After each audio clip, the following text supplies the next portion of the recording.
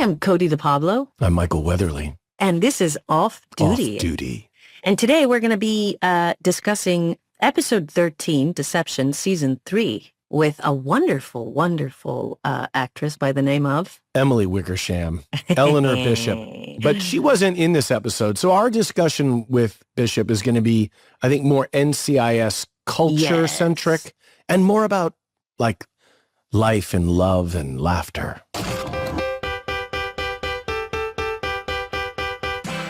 Welcome to Off Duty, an NCIS Rewatch podcast. This week on the show, we're talking Season 3, Episode 13, Deception. A female naval officer is abducted, and she calls NCIS on her cell phone. Gibbs and the gang investigate. She's involved with both a movement of nuclear fuel rods and an anti-pervert group. The team finds her, and they solve the case.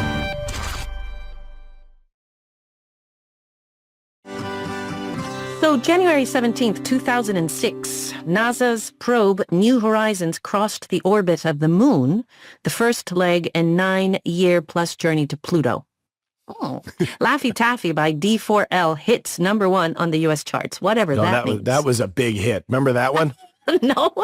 Sure. No, come on, tell me. Laffy Taffy. Laffy Taffy. It was like, I got the Laffy. The Taffy, Laffy, half. No, that's not what it was. Oh, God, you made that up.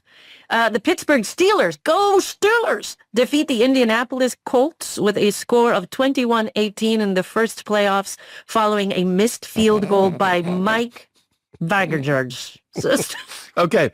Wait, now, 1 second. Why are you laughing? What sport is this? Football. I know this. I know this. I know this. I know this because I went to Carnegie Mellon, so I should know my Steelers. Very well done. Cote DePablo. Yeah. I mean, I am like very well versed in American culture, and you know what? Every day I just get better. And okay, why don't you tell me about British culture? What else happened in January of 2006? So a 17-foot northern bottlenose whale is observed in the River Thames in central London. What do you think about that? I have nothing to say. Then nothing to say. Yeah. Do you know Emily Wickersham was on The Sopranos in 2006? Oh, that's a nugget that I didn't know. So while this episode was airing, Emily Wickersham, future Ellie Bishop, was out there playing Rhiannon on The Sopranos. Oh my God, how fun. Yeah. I just like to bring these little factoids up. Yeah, why not? This episode, season 3, episode 13, Deception. Episode synopsis. A Navy lieutenant commander in charge of a shipment of nuclear weapons is abducted. The only clue being is a brief voicemail from her phone. Gibbs and the team dig into the commander's life and discover that she was a member of an organization dedicated to combating online pedophilia and that her intended target might have been responsible for her kidnapping. Poof! Zac Efron was in this episode. Well, I think you're totally lying. You want to know why? Because you're old. And not only that, but Jesse Plemons. Do you remember?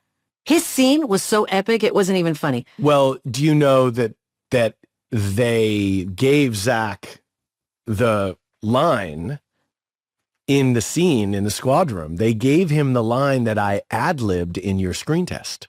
Which is? Oh, the Salma Hayek thing. Salma Hayek. I mean, these guys aren't even cops or some secret government agency. You see the way that chick was playing with her knife? Yeah, I know. It was kind of hot. Like Salma Hayek in Desperado. Never seen that. I remember very well being in the squad room and Zac Efron, cute as a button, and we were like... Yes, so young and so cute. And just so good in interrogation and everything. But Zach was like, yeah, next week there's this thing called High School Musical that I did that's coming out. And oh my God. And it was the biggest really thing ever. Yeah. So he went through our set right before he totally blew up. That's what most people call our show a launch pad. They said they got it from you. Did they now? Wow, well, I'll just have to be sure to thank them for that when I get home. Jesse Plemons on NCIS. Oh, he was terrific in that interrogation scene with Sean Murray. Yeah. Yeah. And by the way, he looks like such a young version of of himself that I would have never known. Do you have any specific memories that pop out from this episode for you? I do. You know, remember the opening sequence. I'm coming out of the elevator and you are sitting at your desk and you're wearing this like really kind of funny pair of pants and this. To get a glimpse into the private lives of our coworkers. Except I have no interest in your life. Now, me, I was playing football. Okay, talk about it. Talk about it. No, I can take because it. Because you look like an adorable 8-year-old. I mean, it's like what happens to me now when I see these episodes, I go, oh my God, he looks like an adorable 8-year-old. Like you look cute and fluffy, and I just want to go like that. I don't like that, you know. But he's a little kid. He's a little bit of a little kid, and she walks in with all of those. Remember, the toes are bandaged and blood, and it's not her blood; it's somebody else's blood.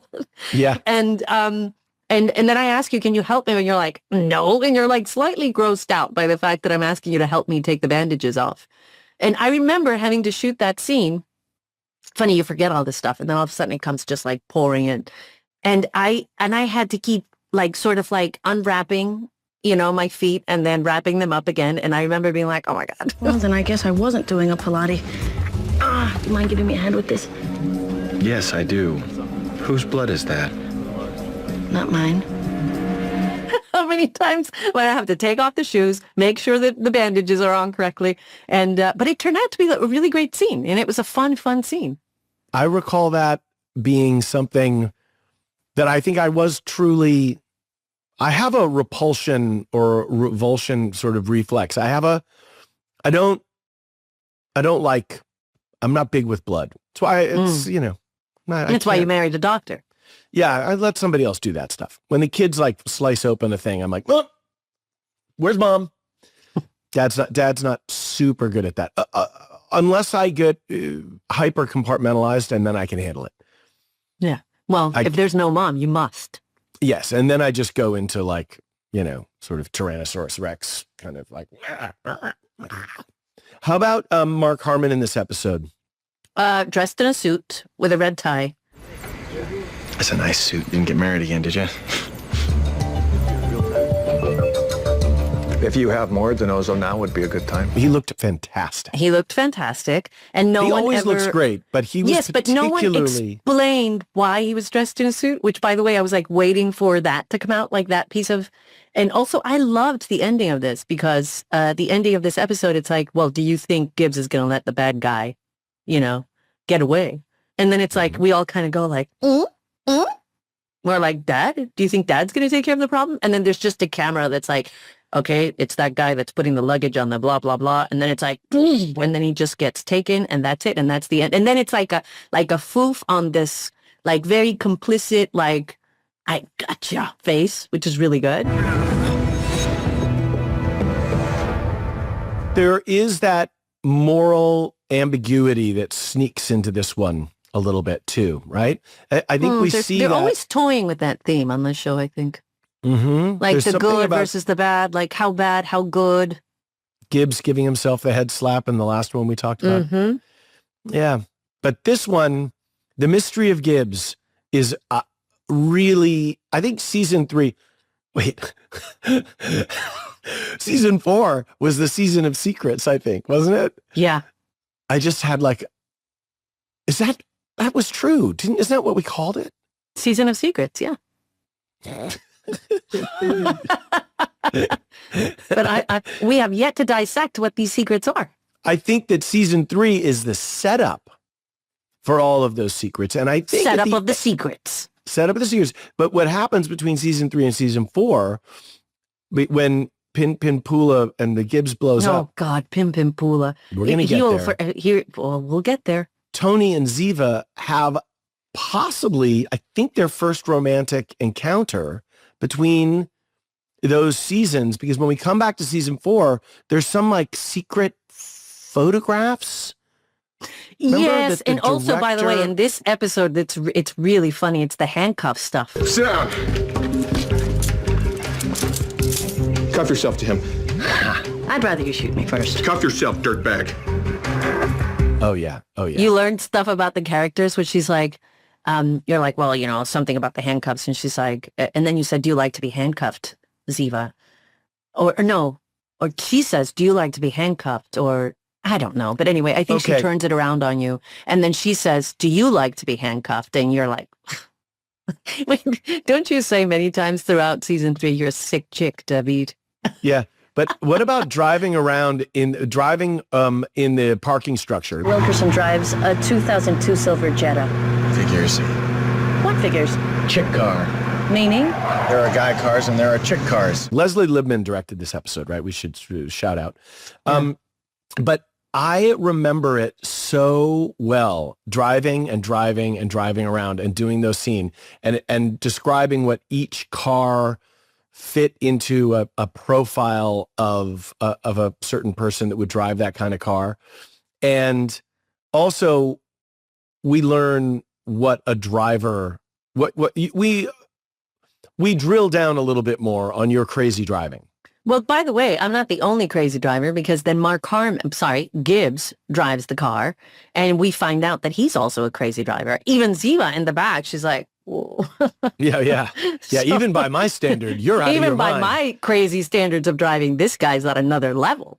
But there is that when we stop in the car and then you just point at the thing and Donoso's like, no.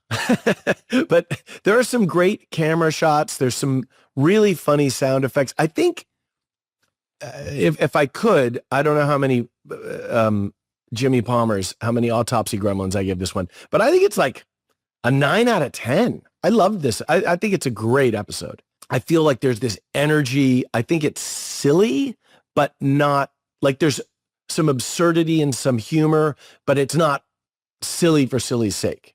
Yeah. And there's also some really great stuff between Sean and Polly. You're not the only one who came to work dressed differently today. I saw Tony and Ziva. I was talking about me. Here's a hint. I'm not one of the village people. There's a little hint of like jealousy that she's trying to control a lot. Like a lot of like that kind of like she's clocking the interactions with like McGee may have with other characters, you know, and she's just kind of like watching and making mental notes and going like, unacceptable, you know, but it's all like right there in the eyes. It's really good. I think that this is a great example of you finish the episode and 5 minutes later, you have no idea what the plot was really, but you would watch it again right away because all the interactions were so amusing and so kind of a little mysterious and entertaining, like you said, with the blood on the bandages and there were all this kind of innuendo and where do you think Gibbs was going? Because I'm like, now that we're talking about it, I'm deeply intrigued by where was he going in a suit? A date, a funeral? We have no idea. A job funeral? Interview? No, I doubt it's a funeral, but yeah, you never know. I feel like the show is finding a new strategy about the storytelling. Yeah. And it's starting to really stretch into what it can do. And it's not relying on sort of these tricks and tropes. It's making fun of itself. It's not explaining everything. We don't really know what happens. Yeah, I like that. I actually love that part. And you're right. So, Cody to Pablo. Yeah. When you left the show, you left a void that could only be filled by somebody smart, funny, a little silly, great patience, and a deep soul. I remember Emily Wickersham's screen test. I remember some of the first days. I really want to talk to you about it with her. I know, but I'm just doing pre-gaming. I'm pre-gaming. Okay, pre-game. We're in the parking lot having a couple of beers before we go into the game. I was never that kid. Or having a little kombucha, which is really that's what you do. We're tailgating out in the parking lot talking about Game Wickersham. Game on. Agent Gibbs and Donoso, I give you NSA analyst Ellie Bishop. Sorry, what's your name again? Ellie Bishop? Don't let the chaos fool you. This is just how I work. Really just gonna stand there and watch me? Enough! I'm sick of your crap. But like I said, it's not my first case. I don't want to talk about it. You got any food around here? Legal, yes. Ethical? That's not for people. It's complicated. First time for everything. I need a snack. Are you wearing a Jamaica shirt? I wore this for you. That is awesome. Yeah, man. I am so happy to see that. Hi, Emily. Hi, Michael. Hi, Cody. Emily, how are you? I'm good. How are you guys? How's life? Life is great. Life has changed a lot. Life is really, really good. You tell us, how has life changed? Well, I had a child. Life changes. You had a child. And can you just share with our audience?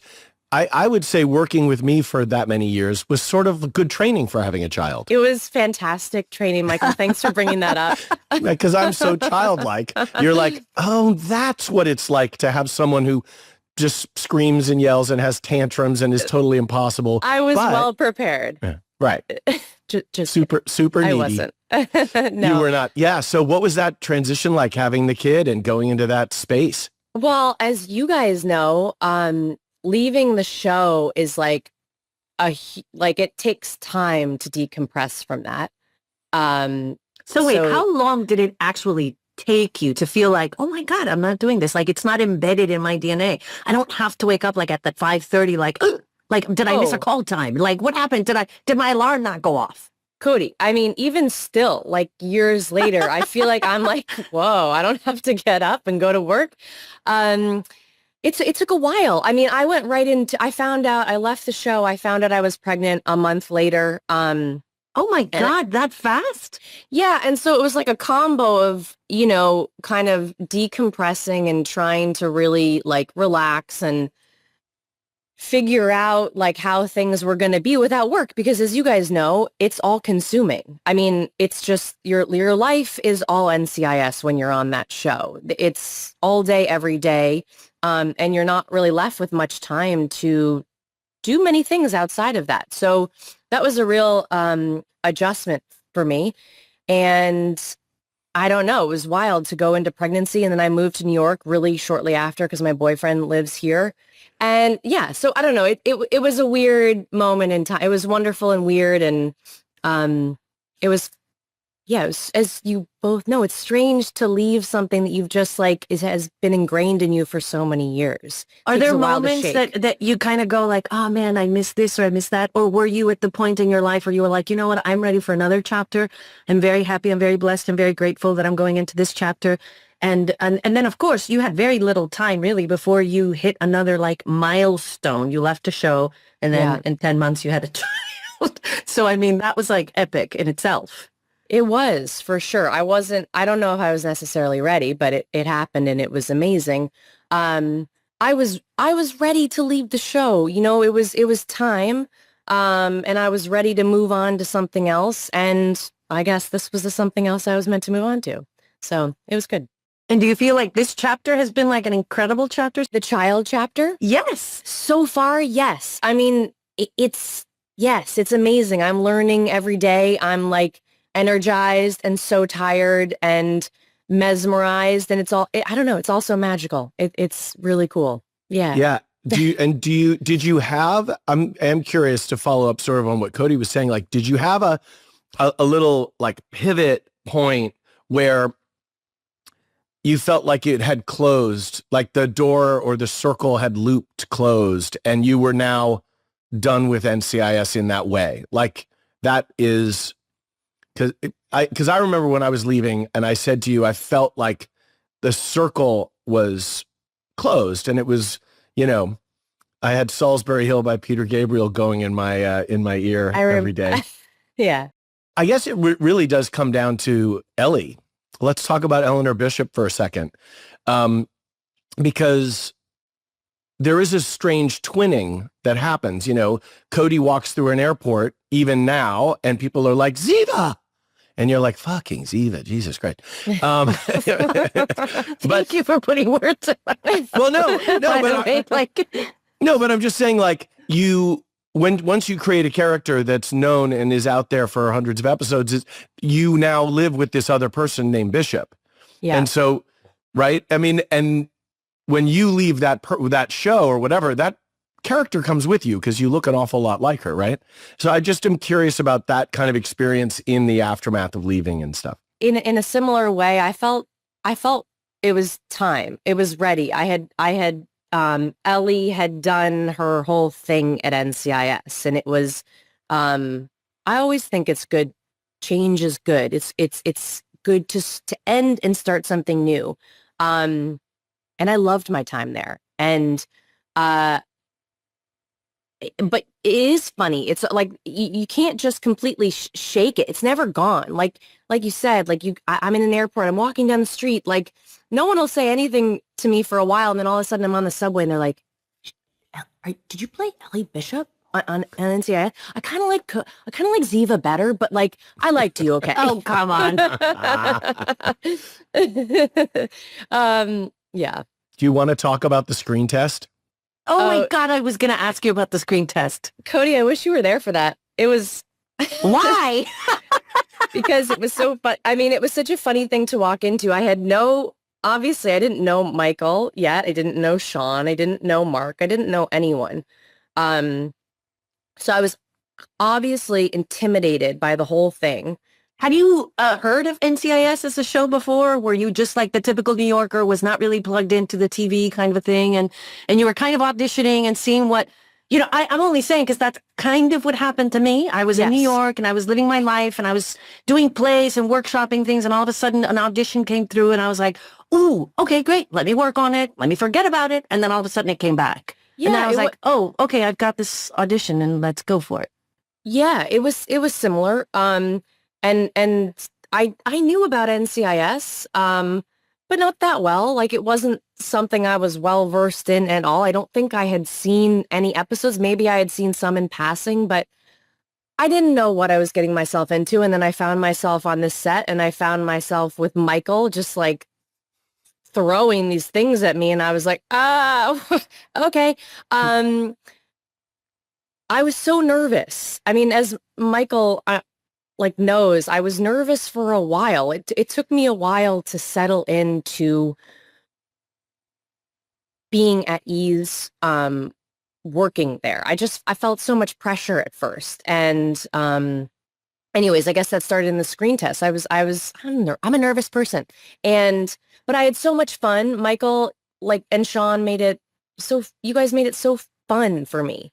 Yeah, and I also, and you got the great big fortune of working with those two guys who are not only like really good at what they do, but they're also really kind, and they understand what it's like to come into a set like cold, and the complexity of my leaving and then somebody else coming in. They just wanted to make sure that you probably felt comfortable and loved, and because it's a hard thing to do. It's a really hard thing to do as an actor.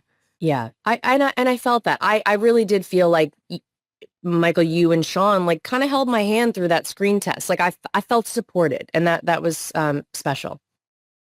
But I did monkey around enough to let you know that my inner monkey was alive and well, because that is part of the fabric of the show, was this sense of not taking yourself too seriously, or taking it seriously but making it feel like a workplace comedy.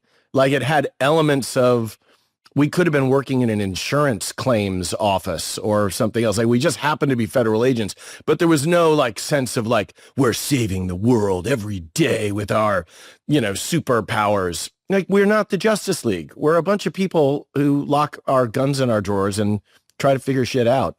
Right. And I always thought that the wonderful thing about the show was how, mysterious Harmon was, Gibbs as this kind of father figure. And I'm curious how you felt vis-a-vis him when you were, because do you remember that what he gave you during your screen test? Yeah. Yeah. My little Bishop piece. Do you know about this, Cody? No, I wasn't there. You gotta. I wasn't there. Walk me through it. But you gotta tell that story, Emily, because I think it's really indicative of, first of all, it speaks to who Mark is, who Gibbs was, and what the power dynamic, the hierarchy, the mystery of each character in the show, and kind of the secrets between characters and things. I think that screen test story is interesting, if you would share it. I think you might have a better memory than me, and I'm trying. I remember receiving the Bishop, but I don't remember like the You leading were in up his it was the basement set. go on. Wait, 1 second. You guys, this was a test in the actual set? Yeah. Oh my God. So And it was the test was in Gibbs' basement and in the squad room. Oh, wow. There were 2 different scenes on set. Emily came onto the lot. Like we took like half a work day just for testing. When you were doing your screen test with Mark Harmon, at the end of the test, he pulled a Bishop chess piece out of his pocket and gave it to you because I think he knew you were Bishop. You're correct. And he was going to give that piece to whoever he thought was Bishop. Oh my God. I mean, that's such a great story. It's a huge move, but imagine Thank you for reminding me of that because I do. It's like a mom brain thing or something, but I do remember that now. Yes. Yes. I There's just think some that beauty in that. Yeah. Well, it's very Mark Harmon, right? Because he's going to control that situation as the Papa Bear, Papa Smurf, as we called him, will do. But it let you know a couple of things. It let you know that you had a little talisman, a little gift that was yours. Yeah. That represented the job, but it was also him that was giving it to you, right? Yeah. So there was a clear, like, by the way, I'm the decider in chief. Totally. and so as you moved through that time, and then of course that dynamic is the dynamic on the show. And when you came to work with me and Sean, I'm making up my lines and changing everything and being silly and sticking my tongue out and you're like, who the fuck is this dude? What is he doing? But I think I'd probably mellowed in some ways from when I screen tested with Cody. But I think I also had that screen test in mind, Cody, for Emily and the other people vying for that job. Because I wanted everyone to know what it was like to have to put up with me. And so I was like, this is what it's like, warts and all.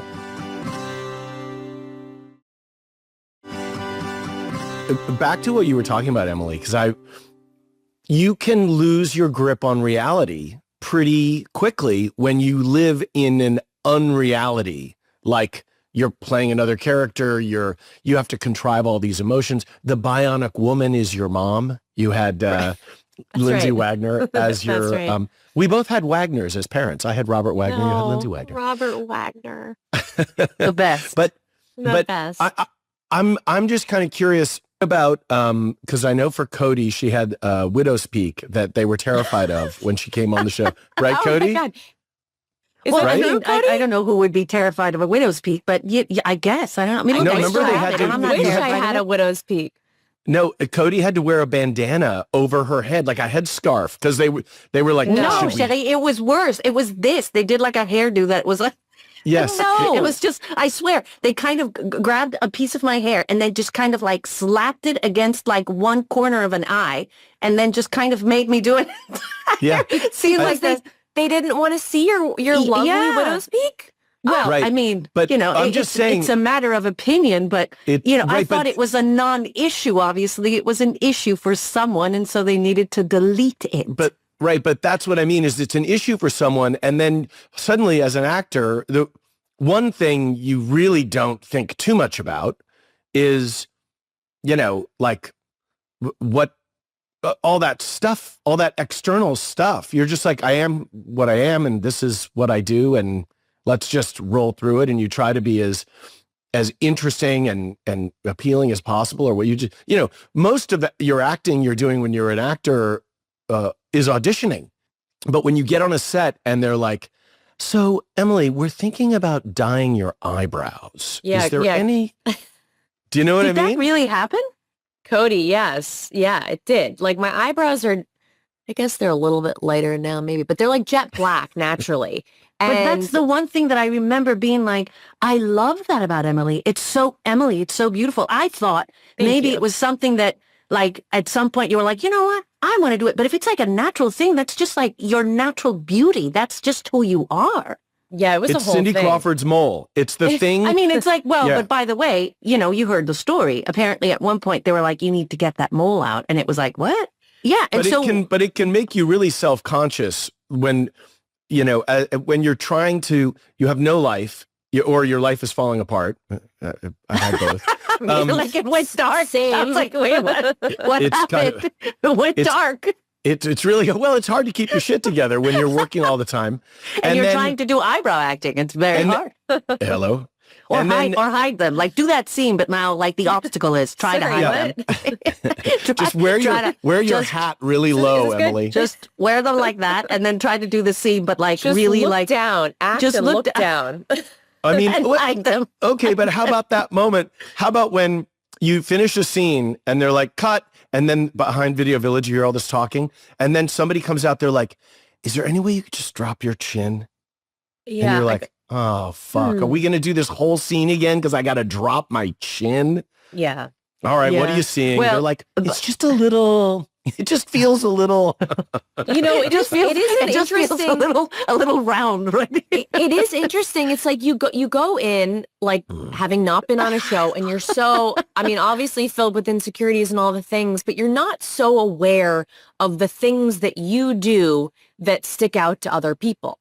And then you get on a show and you become like hyper aware of what sticks out. And it's a weird, it messes with you. Yeah, you know what? There's different schools for this, and I've met many people that are like, oh, it goes so much into their psyche that then they strike, this is why we have what I believe is the worst thing going on in the world right now, people just altering themselves physically and transforming into whatever they think the world wants them to be because of that perceived beauty thing, right? Yeah. And I do think there is an entire machine that's pushing that so that either they can get more money, it's a beauty, whatever. But it happens a lot in our world. Can I show you what my daughter, see, I don't like surgery, but my daughter uses all these apps on her phone now. And she took a picture of me last night. And Oh, Michael. it's super good. You look beautiful. You look like a cat almost. So, question, what is the next chapter for you? Are you remotely interested in ever revisiting acting again? Are you at a place right now where you're like, you know what? I'm still really good. I'm enjoying my time off being a mommy, which by the way is a full-time job. And it's one of the greatest things that could ever happen to anyone if they have the great gift of enjoying it and being in a place where they can. What do you think is next for you? I mean, I needed time off after being on the show for so long, as you both know, like you just need time to sit with yourself. But I have not worked since I left, and I would really like to. I'm ready to. I don't know. I love acting. I love being on a set. I love working with people. I love being inspired by people. I miss it. I miss going to work every day. Is there like a genre? Like, because I know that Cote for years wanted to be in a corset and she wanted to kill someone with a knife. That's not true. Cody. That's so not true. It is so true. You wanted to be on the Tudors. You wanted to be on the Borgias. You wanted to be but it had nothing to do with a it had nothing to do with a knife. It had more to do with seduction. Like I loved all of that romance and intrigue, and so for example, today I was like scrolling and doing something, and then all of a sudden that the new Julianne Moore show popped up, Mary and George, and I said, oh well, that looks really good, and of course I clicked it, and of course I just went, oh, I can't wait to, because it was just right up my alley, and like people of course have things they gravitate towards, and I love period stuff, and I like UFOs. Yes, I know you do, and it's like a new thing, or has it always been? No, I've always liked UFOs. That's such a random. Sorry, go on. It is a random thing, but I really like UFOs because I was 9 years old when I saw Close Encounters of the Third Kind. Oh. And Star Wars. That is something that I could definitely pour myself into, is a like X-Files-y kind of. Do you have any like little genres like that you think, like sports or I mean, I'd love to do a little bit more comedy.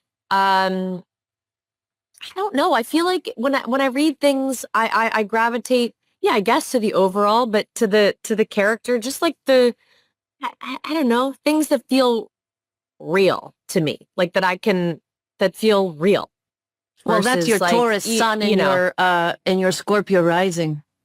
Cody, what? How did you know that? Because I did your chart when I was You there in did? 2019. Yes. Oh my God, I remember that. And I remember sitting down in that blue chair and being like, Emily, you have a really good chance of meeting someone special very soon.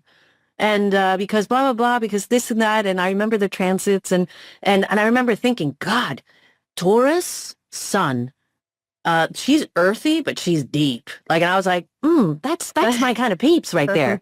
And I think you were going through stuff and moving through things. So I didn't want to like dig in too much because I think you were also going through a transition, but I knew enough to know that like, allow her, she's going through it and she's in the deep waters exploring whatever that is.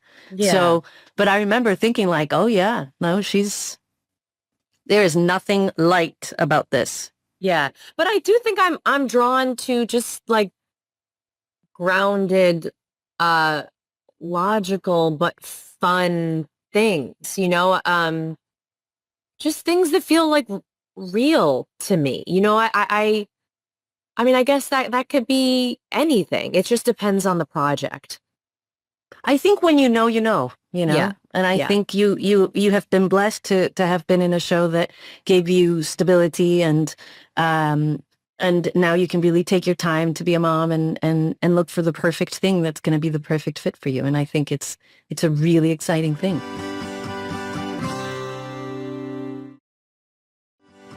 So, I also feel like I learned how to act on NCIS. Like I was given the space and time to learn how to act, because before that, you're not given so many, if you're not on a show consistently, you're not given so many opportunities to just try things out, which was really cool.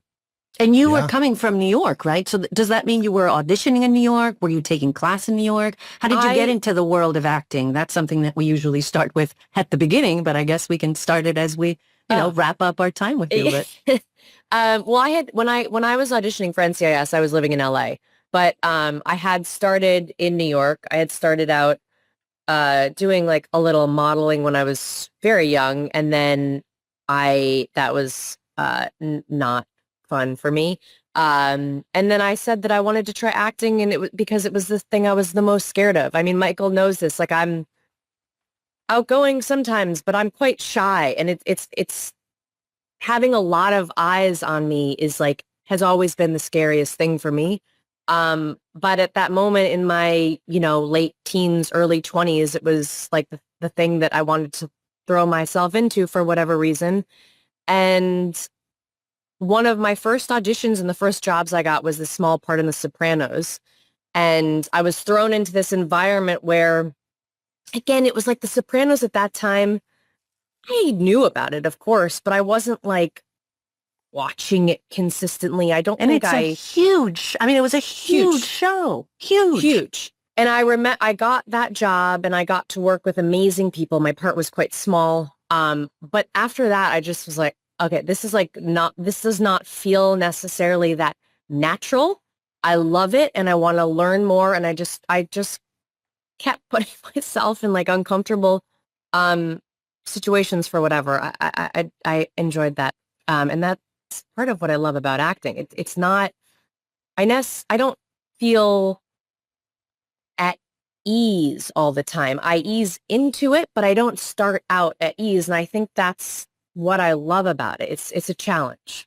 Well, I just feel like we have been doing this podcast for a spell now. And I have to say, Joe Spano. Oh my God. We've had these moments that have been really kind of magical. We're revisiting the show and talking about the show. But then we realize, Michael and I, what we really love to do is just sit down and feel like we're just having a living room conversation with people that we've enjoyed, working with, or that we have things in common with, or we have this shared you go on experience. tangents, Right. and then you can explore whatever it is that pops up. And that's kind of the thing that we love. It's a little bit like we all went to the same college, but maybe we weren't in the same class. Yeah. But we all knew the same teachers and we all knew the same. And so when we talk about Terrence O'Hara, the late Terry, and how much he was just such a sweetheart, but he also would stand right behind the camera and say your lines while you were saying them. And you could see his mouth moving. And it's like, there couldn't be anything more distracting. Or Jimmy Whitmore Jr., who's an actor and the son of an actor, but as a director, he will do the most insane things to actors where if he did that to himself as a director, he'd have a fist fight with himself because he would never want to meet himself as a director. I was just going to say, Emily, this has been such a treat. Thanks for having me, guys. Yeah, and if by any chance we get the great pleasure of doing some more of these, maybe you should come along. I'd love that. Love that. Because, you know, it's some people you could really talk to for a long, long time.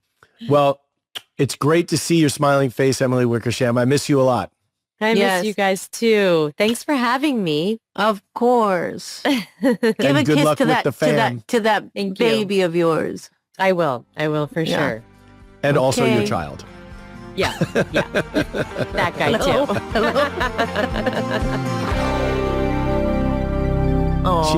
She's such a sweetheart.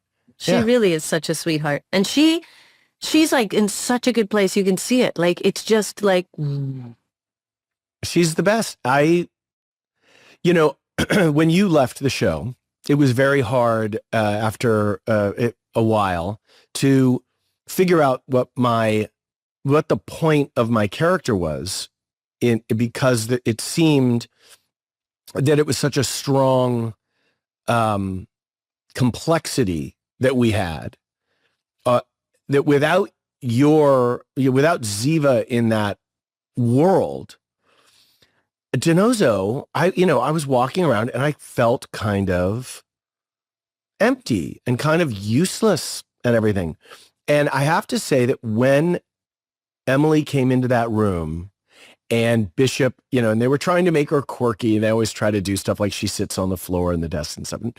But Emily's not really a quirky person. She's like a present dweller. She's a pretty zen lady, and she's super cool. She's so much cooler than the character they were asking her to play. Right. Bishop just was not as cool as Emily. And I think that slowly she pulled Bishop closer to her, which is what we do sometimes, especially on series television. But I became friends with Emily as she was learning about the show, and I was learning that I was probably leaving the show. So it was kind of, she was coming in and settling in as I was kind of gathering my things and saying, I think I'm out of here, and we had such a great friendship and such a great time together on that show. And it really made a huge difference in how I was able to leave the show.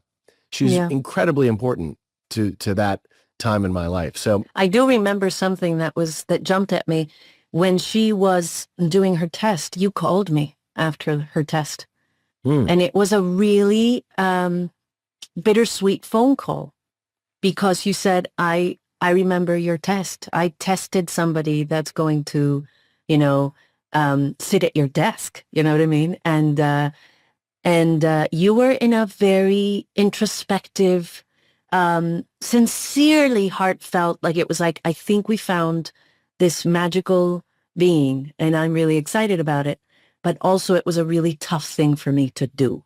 And you acknowledged both in such a beautiful way that I totally got it, and of course, you always had my blessing. And then when in years to come, you used to say, oh my God, I can't wait for you to sit down with her because she's really a neat person. And then I had the great pleasure of meeting her. I was like, oh my God, she's such a neat person, and she's such a great girl. And when she transitioned out of the show and then found out, that she was pregnant, I was like, oh, bravo.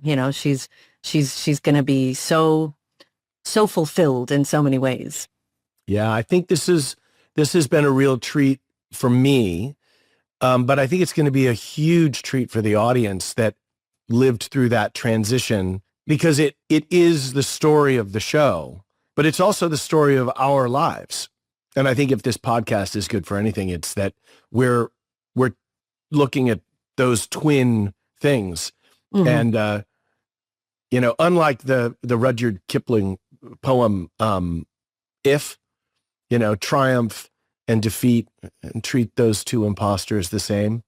I think we have these characters that we played, and then the lives that we had to live that were consumed mostly by work, by those characters that we played. And so it is really great to be able to talk to you, but also all these other wonderful people that we've sort of shared that experience with. It is. And also you get the great big luxury of revisiting whatever state they're in now. You know what I mean? Like, they went through it. They did a long time. They dedicated years to a show that, by the way, keeps going at tremendous success. And we're able to meet them where they are now in life, and sort of, and there's not been one single person that has not been grateful to it. Like, every single person's like, oh my God, we had so much fun. Yes, it was at times very hard, and it was at times really challenging for all of the reasons that we've discussed, but also how wonderful it is to have, friends and to reminisce and to have had that as an experience. Cody DePablo, you're just the best. We're going to go into a segment that Michael and I really enjoy. It's called Fan Questions. So this is Anna. Why weren't you more supportive of McGee and his pipe? Made me sad. What do you got here? Oh, you smoke a pipe, McGee? I do not smoke. This is his writing pipe. I want to say that the point of DiNozzo sometimes is the counterpoint of DiNozzo. He is, he represents a sort of inappropriate character in a workplace or in an environment, someone that everyone has to kind of deal with. And the charitable view for me of DiNozzo is that because we know that these people exist on the planet Earth, we have to coexist with each other, all of us. It's important to understand that motivations for people, everyone had a childhood. Everyone has some insecurities. Everyone has fear. Everyone can be a little lonely. And I think that DiNozzo is jealous of McGee. And so when he's making fun of, it shouldn't make you sad for McGee, because McGee is owning that whole thing. What I see when I see that scene is a very insecure and lonely DiNozzo who has to act out. This is Terry. I've been driving a Jetta for over a decade and take offense at Tony calling it a chick car. Who wrote that into the script? It was in the script, because that was a very tightly scripted set of things. I don't think I made up anything in that particular run, because it was so specific to each car that had to be. Yeah. Yeah. So it really takes the blame off you. Puts it into the writer. Blame the writer on that one. But if you want to ask me, Terry, it is a chick car. This is Leela.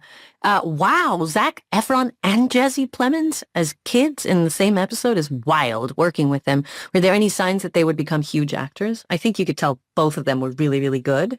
Both of them came across as really kind of secure and just delivering their thing. And yep, and this whole episode is cast incredibly well.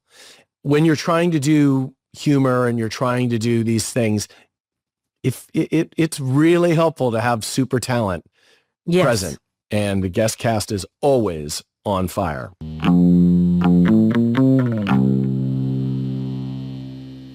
I want to know the Gibbs rule. Can you tell me the Gibbs rule? Gibbs rule of the day. Rule number 20. Always look under. Oh. Under the surface? Under the bed? There is as above, so below. There you go. And next week, what can we expect on Off Duty? Next week, as we look ahead, remember that you can watch the episodes with us on Paramount Plus. And if you do, why not send us your thoughts or questions to offduty@spotify.com. If they're good, we might just read them out here on the show. New episodes on CBS. Don't get it twisted. Next week on Off Duty, 2 Marine wives, both Korean immigrants, are found gunned down in a house. As NCIS searches for the killer, they discovered that the one remaining woman and the 2 victims are part of a sleeper cell, with links to North Korea. Sounds tricky. I wonder if Gibbs and the team will figure it out. It's season 3, episode 14, Light Sleeper. Foof.